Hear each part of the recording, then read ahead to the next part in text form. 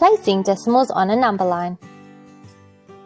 What are decimal numbers? Decimal numbers are just another way of writing fractions. Here we have 1/2 represented as a fraction, which is also the same as 0, decimal point 5, which is 0 ones and 5 tenths, and half of this rectangle that is shaded. Let's revisit our place value knowledge. We have our thousands, hundreds, tens, and ones. Then we have our decimal point. On the left side of the decimal point is whole numbers, and on the right side of the decimal point are the fractional values.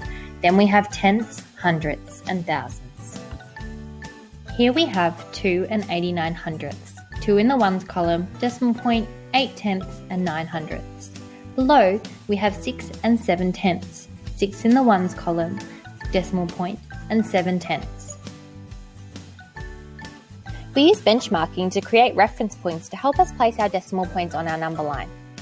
Our benchmarkers here are 0, 5 tenths, and 1. It's important that the decimal numbers we are placing on our number line fit within our benchmarkers. We wouldn't be able to place 2 on this number line because our biggest benchmark is 1. Here we have 0 and 2 tenths to place on our number line. We know that 0 and 2 tenths is less than 0 and 5 tenths, so it will be placed at the left of the benchmark.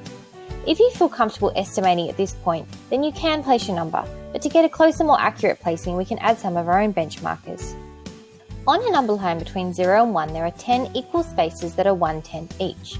For this number, we are looking between 0 and 5 tenths, so we can draw 4 equal spaces equivalent to 1 tenth each. Once we've drawn these up, we can see a lot clearer where our number will go. 0 and 2 tenths will go 2 tenths in from our benchmark 0. Now we are placing 0 and 9 tenths. We could create our small benchmarkers again like the last example, or we can estimate. We know that 0 and 9 tenths is only 1 tenth from being a whole, so it's only going to be 1 space away from our 1 benchmark. Let's place 0 and 5 hundredths. We have 0 ones, decimal point, 0 tenths, and 5 hundredths. We know that 5 hundredths is going to be less than 1 tenth, so it's going to be placed between our benchmarkers 0 and 1 tenth. Let's imagine we have a magnifying glass. We need to look extra close at this space. This number line shows us the space between 0 and 1 tenth. The equal spaces are equivalent to 1/100th each.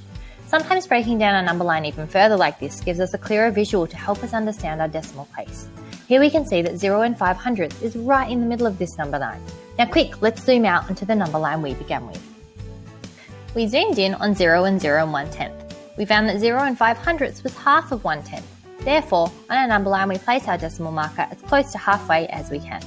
Don't forget, the longer number is not always the larger number. Here we have 1 and 8 tenths and 1 and 25 hundredths. Remember to look at our place value. In 1 and 8 tenths we have 8 tenths. When we look at 1 and 25 hundredths, we can see there are only 2 tenths. We know that 8 tenths is more than 2 tenths, so 1 and 8 tenths is actually the larger number.